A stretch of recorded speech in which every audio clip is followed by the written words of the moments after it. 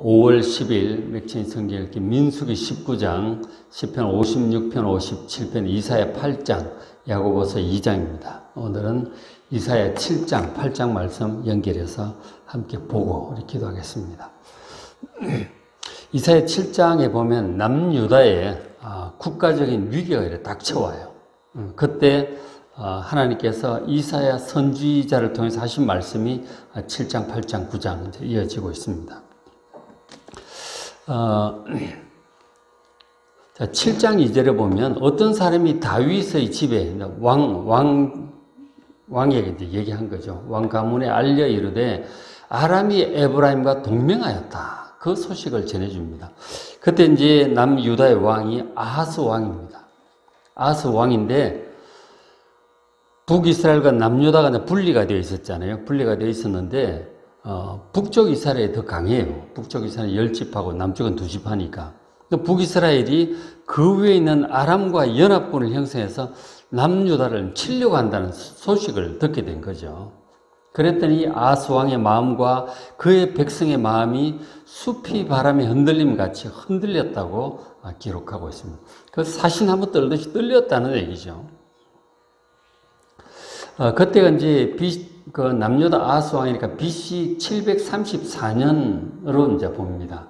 BC 734년으로 보는데, 혼자서도 힘드는데, 자기보다 더 강한 두 나라가 동맹을 해서 치려고 하니 얼마나 두려웠겠어요.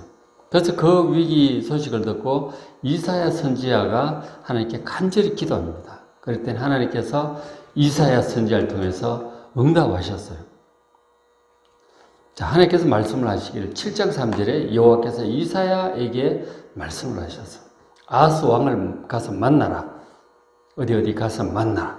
그러면서 그에게 이르기를 아하스 왕에 이렇게 전하라고 말씀하신 거죠. 그 국가적인 위기에 대해서 하나님께서 무슨 말씀을 하셨을까요? 너는 삼가며 조용하라. 그렇게 두려워 떨고 난리치고 그렇게 하지 말고 왔다 갔다 그렇게 하지 말고 삼가하고 조용하라고 좀 차분하라고 말씀을 하시는 거죠. 그러면서 하나님 하시는 말씀이 르신과 아람과 르말리아의 아들이 심히 노할지라도. 르신은 아람 왕이에요. 아람 왕 르신과 르말리아의 아들은 르말리아 아들 베가. 이 사람은 북이스라엘의 왕입니다. 둘이 심히 노하여 동맹하고 너희를 치려고 할지라도 이들은 연기 나는 두 부직갱이 그루터기에 불과하다는 거예요. 둘이서 난리를 치는데 연기를 피우는 부직갱이에 불과하다는 거예요. 이는 아무것도 아니다는 거예요. 연기만 피울 뿐이지 아무것도 아니다. 그래서 두려워하지 말고 낙심하지 말라는 거죠. 그러니까 하나님 말씀 분명해요. 그 둘 아무리 난리쳐도 아무것도 아니다. 두려워하지도 말고 낙심하지도 말라는 거죠. 그리고 7절에 그 일은 그들이 동맹해서 너희를 치려고 한 그 일은 서지 못하고 이루어지지 못할 것이다. 성립되지 않을 것이다. 걱정하지 마라. 두려워하지 마라. 하나님 말씀하셨어요. 자, 하나님께서 이렇게 말씀하셨으면 끝난 거죠. 그죠? 온 세상을 다스리신 하나님께서 그 둘의 공격이 이루어지지 못할 것이다. 걱정하지 말라고 말씀하셨으니 이제는 사실 안심해도 되는 거예요. 그렇죠? 그런 것입니다.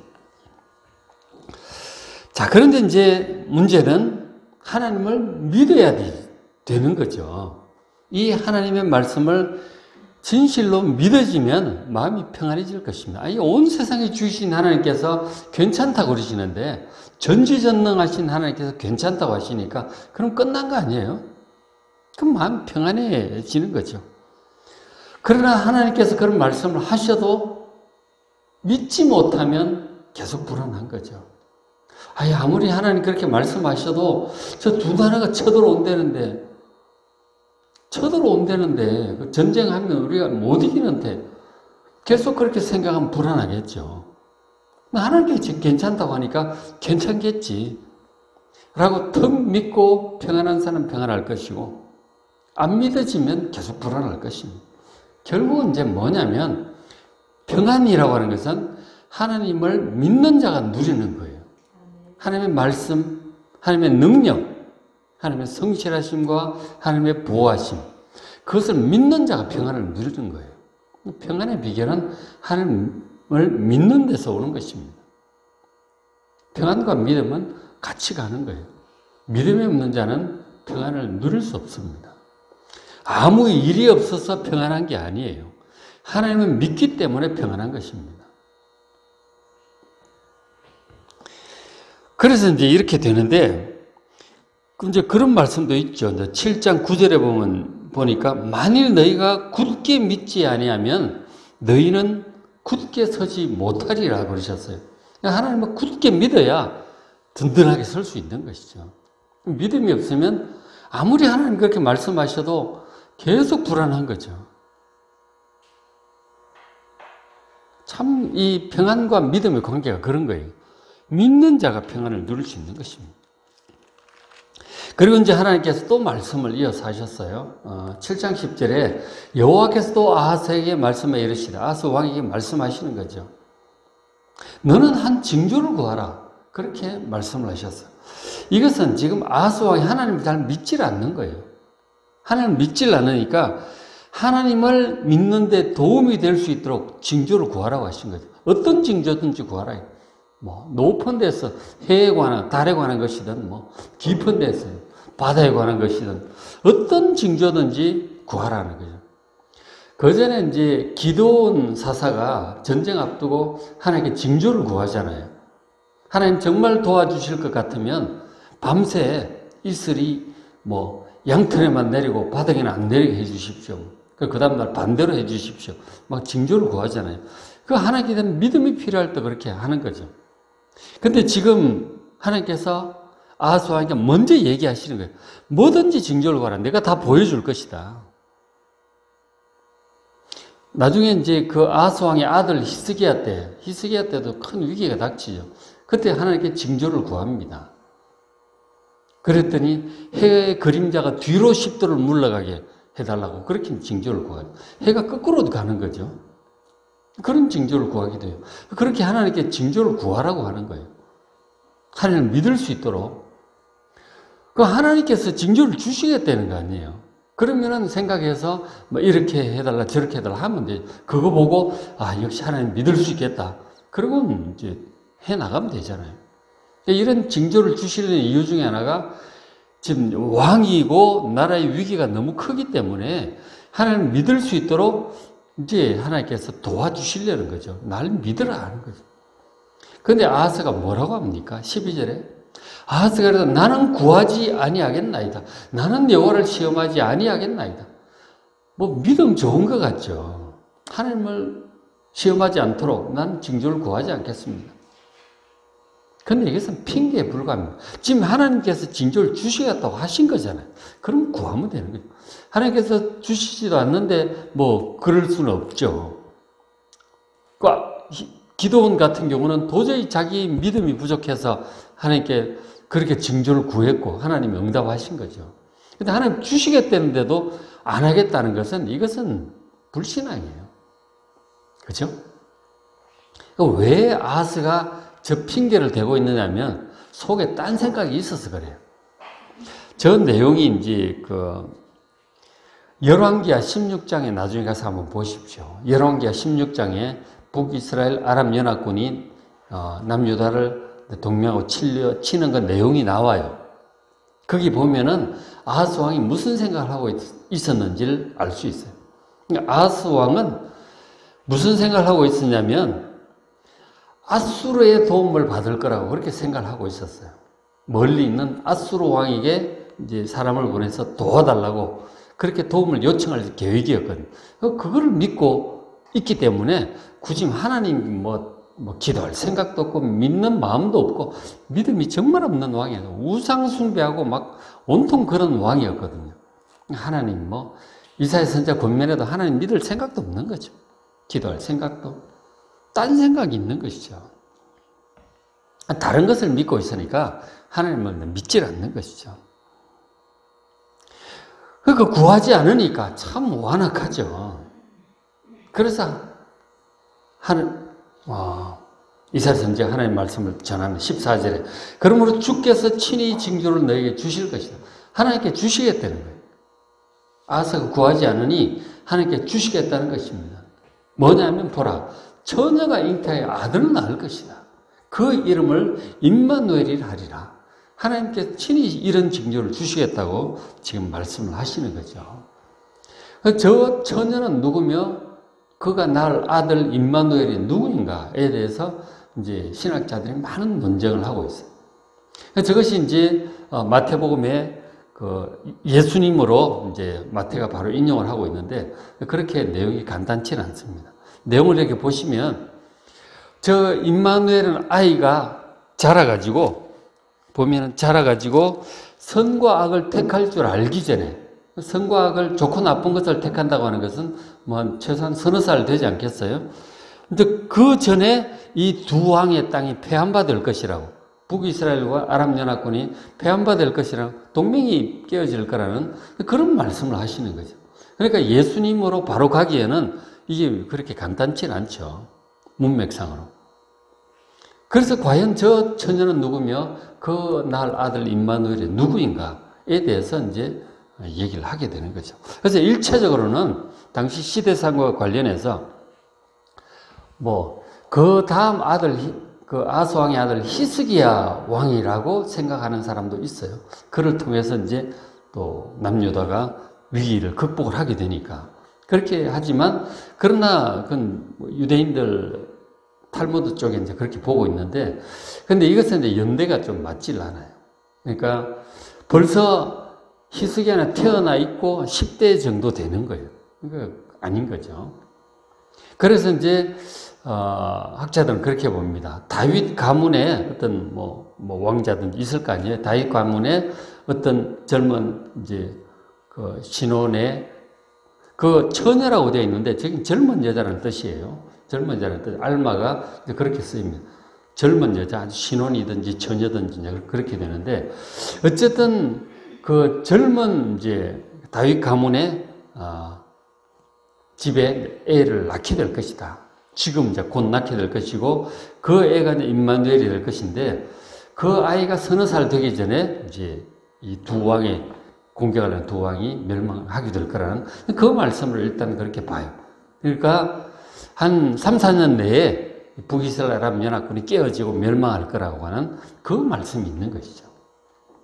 1차적인 의미고 2차적으로는 이제 마태가 인용을 하고 있는 거죠. 마태가 예수님 탄생에 관해서 저 구절을 인용하면서 바로 그 처녀가 이 동양 처녀 마리아가 낳은 그 아들 예수고 그 임마누엘이 예수 나사렛 예수를 가리킨다고 그렇게 마태가 성령의 감동으로 그렇게 말씀을 하고 있어요. 그런데 이제 그 히브리어 알만한 젊은 여자인데 그걸 이제 마태가 그 예수님의 탄생에 관해서 인용을 할 때 쓴 그 단어는 진짜 처녀라는 헬라어 단어예요. 거기는 진짜 처녀예요. 결혼하지 않은 남자와 관계하지 않은 처녀라고 그 70인역에 그 단어를 그렇게 쓰고 있어요. 그래서 마태가 사용을 할 때는 확실히 남자를 가까이 하지 않은 그 처녀라는 단어를 쓰고 있어요. 그래서 그 아들 예수가 바로 이사야 선지자를 통해서 하나님께 친히 주신 징조인 바로 그 임마누엘임을 성령의 감동으로 말씀을 해주고 있습니다. 그런 이제 예언의 말씀인 것이죠. 자, 그런데 이제 당시 아하스 왕과 유다 백성들에게 문제가 있어요. 하나님께 저는 말씀을 하는데 벌써 아하스 왕이 문제가 있잖아요. 불신앙이 심한데 아하스 왕뿐만 아니라 당시 이제 백성들, 유다 백성들도 이제 마찬가지였던 것이죠. 자, 8장 6절에 8장으로 넘어가서 8장 6절에 이 백성이 유다 백성이 천천히 흐르는 실로와 물을 버리고 르신과 르말리아의 아들을 기뻐합니다. 그러므로 주 내가 흉여하고 창이라는 큰 하수 곧 아수르 왕의 모든 미력을 보낼 것이다. 그 큰 물이 와가지고 모든 유다 골짜기에 차고 넘칠 것이다. 그렇게 말씀을 하셨어요. 저기 이제 두 가지 물이 나오죠. 천천히 흐르는 실로암 물이 나오고 창이라는 막 넘치는 큰 하수, 강물. 저거는 이제 유프라테스 강을 이제 가리키고 있는 거죠. 그곳 지역에 있는 아수르 두 군데를 얘기를 하고 있습니다. 실로암 물은 실로암이 실로암. 그죠? 신약에 나오는 바로 실로암 물을 가리키고 있습니다. 그 물이 바로 이제 하나님께로부터 솟아나는 천천히 조용히 흐르는 실로암 물이에요. 하나님의 구원의 생명수고 구원의 은혜입니다.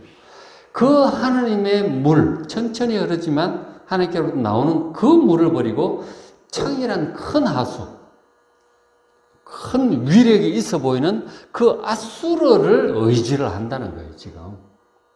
지금 아하스 왕이 그렇죠. 그 르신과 르말리의 아들은 이제 북쪽의 두 왕이죠. 아람 왕 르신과 북이스라엘 왕 르말리의 아들 베가 두 왕을 얘기합니다.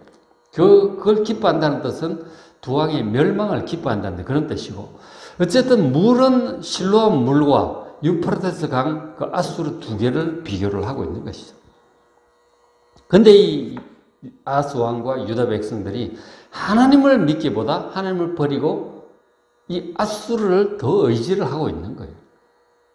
이제 그 상황을 지금 하나님께 책망을 하시는 것입니다. 그래서 이제 이 아하스 왕이 하나님을 의지하기보다는 아수르를 의지하기로 그렇게 마음을 먹고 이제 그렇게 일을 하고 있는 거죠. 그래서 이제 그 열왕기하 16장에 보면 이 사신을 보내요. 아하스 왕이 사신을 저 멀리 있는 아수르 왕에 보내가지고 많은 금과 은을 보내요. 그것이 이제 성전 창고에 있는 것, 다 하나님의 것이잖아요. 성전 창고에 있는 것과 궁중에 있는 것 다 막 끌어모아가지고 은과 금을 준비를 해서 아수르 왕에 보내서 요청을 합니다. 오셔서 좀 북이스라엘 아람 연합군을 좀 쳐달라고, 우리를 구해달라고 그렇게 요청을 해요. 그래서 아수르 왕은 잘 됐다 싶어서 오죠. 왜냐하면 이쪽을 지금 다 점령하려고 생각을 하고 있으니까. 잘 됐다 싶은 거죠, 뭐. 그래서 군대를 끌고 옵니다. 군대를 끌고 와가지고 치죠. 쳐가지고 아람이 그래서 멸망을 하게 돼요. 그러니까 2년, 그 하나님께서 말씀하시고 2년 만에 결국 멸망을 하게 되는 거죠. 아람 연합군이 멸망을 하게 돼요. 어쨌든 그렇게 이제 멸망을 하고 북이스라엘은 이제 멸망을 하죠. 아람만 치고 이제 돌아가요. 어떻게 보면은 아하스 왕이 아수르를 불러서 도움을 잘 받고 위기를 극복한 것 같죠. 근데 이제 그때부터 이 아수르의 간섭을 받게 되는 거예요. 유다가 간섭을 받게 되고 결국은 이제 몇 년 지나서 아들 히스기야 왕 때 또 와요. 와가지고 북이스라엘을 멸망시키고 남유다까지 멸망시키려고 내려와요. 믿을 게 못 되는 거죠. 결국은 창이라는 그 큰 하수인 아수르가 남유다까지 다 집어삼키려고 오는 거예요. 하나님을 믿어야 되는 거죠. 아수르를 믿을 게 아니었어요, 애당초. 결국 이제 아들 히스기야 왕은 하나님을 믿죠. 아버지처럼 하지 않아요. 믿고 정말 간절히 기도합니다. 이사야 선지자와 함께. 결국 하나님의 도우심으로 아수르를 물리치고 나라를 구해내죠. 하나님을 믿었어야 돼요. 아하스 왕도. 그렇죠? 그렇게 했었어야 돼요. 그러니까 그 아수르를 의지하겠다고 그렇게 하다가 보십시오. 7절에 그러므로 주 내가 흉회하고 창이란 큰 하수, 막 넘치는 그 큰 강물, 곧 아수르 왕과 그의 모든 위력으로 그들을 뒤엎을 것이다. 이 이스라엘 백성들, 유다 백성들을 뒤엎을 거라는 거죠. 그 모든 골짜기, 예루살렘 골짜기에 차고 넘쳐서 흘러 유다에 들어와서 가득하여 목에까지 미칠 것이다. 그냥 잠겨 죽기 직전까지 간다는 그 말씀을 하시는 거죠. 그 아하스 왕의 불신앙이 하나님보다 아수르를 더 믿다가 이제 그런 일을 당하게 될 것임을 예고하고 계시는 거죠. 하나님을 믿으시기 바랍니다. 어떤 유력한 누구보다 하나님을 더욱 믿는 여러분 되시길 바랍니다. 그래서 이제 하는 말씀이 8장 13절에 만군의 여호와 그를 두려워하며 무서워할 자로 삼으라. 북이스라엘 두려워하지도 말고 아람을 두려워하지도 말고 아수를 의지하지도 말고 하나님을 두려워하고 하나님을 무서워하라는 거죠. 그러니까 하나님을 두려워하는 사람은 세상에 다른 거 어떤 것도 두려워할 필요가 없습니다. 그러니까 하나님을 두려워하지 않으면 이것저것 두려운 게 많아. 돈도 걱정이고 어떤 사람도 걱정이고 건강도 걱정이고 두려워할 게 많아요. 그러니까 하나님만 두려워하면 다른 건 다 두려워할 필요가 없어요. 그 선택입니다. 여러분 하나님을 경외하고 의지하고 하나님만 두려워하시기 바랍니다. 그 하나님 뜻만 살펴요. 하나님만 의지하시고 그러면 마음의 평강이 찾아오고 아무것도 두렵지 않게 되는 거예요. 그러나 하나님을 경외하지 않으면 하나님을 두려워하지 않으면 이것저것 다 두려워지는 거예요. 하나님을 두려워하는 여러분 되시길 바랍니다. 그렇죠? 그러면 14절에 그가 성소가 되실 것이고 하나님께서 우리의 성소가 되실 것이고 그 성소에 가서 기도하고 의지하고 그 안에서 안식을 누리고 그러면 되는 거예요. 그런데 반대로 하나님을 두려워하지 않는 사람들, 아하스 왕이나 유다 백성들 어떻게 되느냐?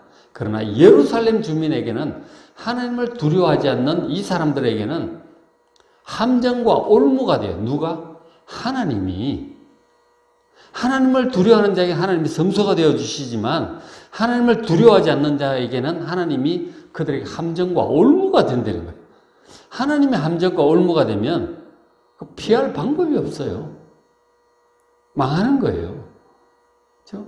15절에 많은 사람이 그로 말미암아 하나님으로 말미암아 걸려 넘어지고 부러지고 덫에 걸려 잡힐 거예요. 멸망을 피할 수 없습니다.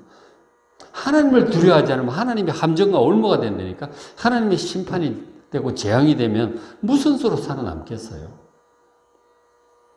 그런데 이제 그러니까 중요한 것은 하나님만 두려워하시고 하나님을 의지하시길 바랍니다. 그것이 지금 유일한 살 길이에요.